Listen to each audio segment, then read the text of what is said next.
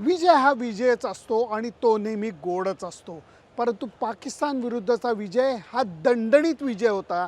श्रीलंकेचा विरुद्धचा जो विजय होता तो संघर्षपूर्ण विजय होता. क्रिकेटनी काय जलवे दाखवले. ज्या मैदानावरती भारतीय संघाच्या 2च विकेट गेल्या, 350चा पुढचा टप्पा भारतीय बॅट्समननी गाठून दाखवला होता. 2 बॅट्समननी नाबाद शतकं केली होती. त्याच ग्राउंडवरती अचानक गोष्टी बदललेल्या दिसल्या. भारतीय संघ अडखळताना दिसला. एका भारतीय फलंदाजाने फक्त अर्धशतकी मजल मारली, त्याचं नाव होतं रोहित शर्मा. असं करताना त्यांनी हळूच 10,000 एकदिवसीय धावांचा टप्पाही पार केला. परंतु सुरुवात चांगली मिळूनही भारतीय संघाच्या धावा अपेक्षेप्रमाणे वाढल्या नाहीत. त्याचं कारण होतं वेल्ला लगेनी केलेली बॉलिंग. हा जो लेफ्ट आर्म स्पिनर आहे, अवघ्या 20 वर्षाचा आहे, अंडर-19 श्रीलंकन टीमचा हा कॅप्टन होता आणि यांनी बॉलिंग करताना दाखवलेली गुणवत्ता आणि कसब ही लाजवाब होती. 1 ना 2, 5 भारतीय बॅट्समनची त्यांनी शिकार केली आणि भारतीय बॅट्समनना स्पिनरनी बाद करणं हे सोपं नसतं. परंतु आज आपल्याला तेच बघायला मिळालं. त्याचं कारण असं होतं, एका बाजूनी वेल्ला लगेनी 5 विकेट काढल्या, दुसऱ्या बाजूनी बदली बॉलर असलंकानी 4 बॅट्समनना आऊट केलं आणि ह्याच्यामुळे गंमत अशी झाली, रोहित शर्माच्या 39 अर्धशतक, त्याच्यासोबत के.एल. राहुलच्या 39 धावा आणि ईशान किशननी केलेली एक छोटेखानी खेळी, हे सोडलं तर बाकी भारतीय फलंदाजांना मोठा स्कोर करता आला नाही. भारताचा डावच 213 धावांमध्ये संपला. फक्त सामना बघत असताना एक कळत होतं की हे विकेट बॅट्समनचं नाही आहे, इथं बॉलरचं राज्य चाललं आहे आणि खास करून फिरकीचं राज्य चाललेलं आहे. त्यामुळे भारतीय फिरकी गोलंदाजसुद्धा दबा धरून बसलेले होते. श्रीलंकन डावाची सुरुवात एकदम खराब झाली, कारण बुमराहनी पहिल्या 2 बॅट्समनला पटापट बाद केलं. सिराजनी एक महत्त्वाची विकेट मिळवली. 3 महत्त्वाचे बॅट्समन श्रीलंकेचे आऊट झाले. इतकंच नाही तर पुढचे 3 बॅट्समनसुद्धा कुलदीप यादवच्या करामतीमुळे लवकर बाद झालेले होते.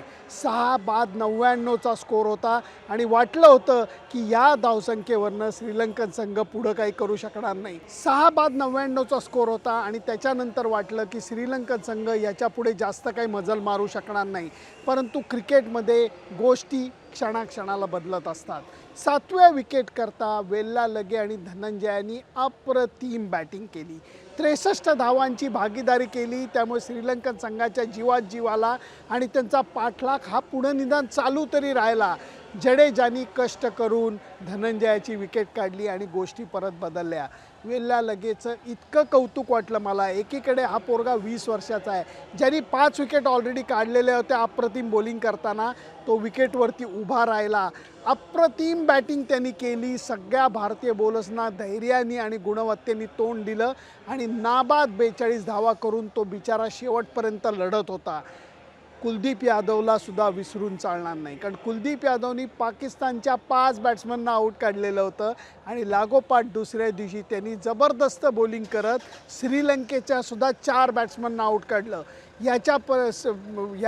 हे बोलत असताना सुरुवातीच्या काळात सदिरा आणि असलंकाची महत्त्वाची विकेट काढली आणि शेवटसुद्धा कुलदीपनी शेवटच्या 2 विकेट काढून काढलेल्या आहेत. भारतीय संघाच्या हाती 41 धावांचा विजय लागलेला आहे. हा विजय निसटता आहे का? नाही. संघर्षपूर्ण आहे का? नक्कीच आहे. म्हणून मी म्हणेन की एक दिवस बॅट्समननी आपल्याला मॅच जिंकून दिली, एक दिवस बॉलरनी आपल्याला मॅच जिंकून दिलेली आहे. अंतिम सामन्यामध्ये जायचं भारताचं स्थान जवळपास नक्की झाल्यास जमा आहे आणि मी तर म्हणेन की आता प्रतीक्षा असेल ती रविवारची. अर्थातच बांगलादेशचा सामना अजून भारताचा व्हायचा आहे, पण लक्ष लागेल ते श्रीलंका विरुद्ध पाकिस्तान या सामन्याकडे. या सामन्यातनं एक गोष्ट कळलेली आहे की हे प्रेमदासाचं विकेट वेगवेगळी रूपं दाखवू शकतं. एक दिवस ते बॅटिंगला सुंदर असू शकतं. जे श्रीलंकेविरुद्धचं विकेट होतं ते संथ होतं, फिरकीला साथ देणारं विकेट होतं. इथे भारतीय संघाने 3 स्पिन बॉलर खेळून एका पद्धतीने चांगला विचार केलेला होता. मी एवढंच म्हणेन, 2 सामन्यामधले महत्त्वाचे विजय मिळवल्याने भारतीय संघाचा आत्मविश्वास हा नक्कीच दुणावलेला असणार, कारण एकदा बॅटिंगनी कमाल केली, एकदा बॉलिंगनी कमाल केली. दोन्ही विजय हे चांगले होते. एक विजय संघर्षपूर्ण होता. या सगळ्याचा जर का विचार केला तर मला वाटतं योग्य दिशेला पाऊल पडतायत. त्यामुळे 2 विजयानंतर मी तरी खुश आहे.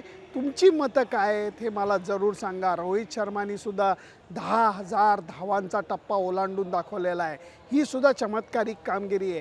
कारण पाकिस्तान विरुद्धच्या सामन्यात विराट कोहलीनी 13,000 धावांचा टप्पा ओलांडला आणि या सामन्यामध्ये रोहित शर्माने 10,000 धावांचा टप्पा ओलांडलेला आहे. एका अर्थाने हे दोन्ही फलंदाज आता चांगल्या लयीत आल्यासारखे वाटत आहेत. त्यामुळे बांगलादेश विरुद्धचा सामना आणि रविवारी होणारा अंतिम सामना हा बघायला अजून मजा येणार आहे. तुमची मतं काय आहेत मला जरूर कळवा. स्पिन विरुद्ध खेळताना भारतीय फलंदाज थोडे अडखळतात हे आपल्याला बघायला मिळालेलं आहे आणि वल्ल्या लिगेविरुद्ध तेच बघायला मिळालेलं होतं. आणि एक वेळ त्यांनी विकेट काढल्या तर ठीक आहे, हो तो रेग्युलर बॉलर आहे, पण ज्याला करिअरमध्ये आत्तापर्यंत एक विकेट होती त्या असलंकांनी ऑफस्पिन टाकताना सुद्धा आपल्या 4 बॅट्समनना आऊट काढलं. या सगळ्या गोष्टीचा विचार केला तर आता बांगलादेश विरुद्ध आणि अंतिम सामन्यात विकेट कसा असेल याची तयारी भारतीय संघाला नीट करून मगच सामन्यात उतरायला लागेल. तुमची मतं मला जरूर कळवा. फक्त त्याच्याकरता माझं फेसबुक पेज, माझं यूट्यूब चॅनल सबस्क्राईब करायला विसरू नका. बाय.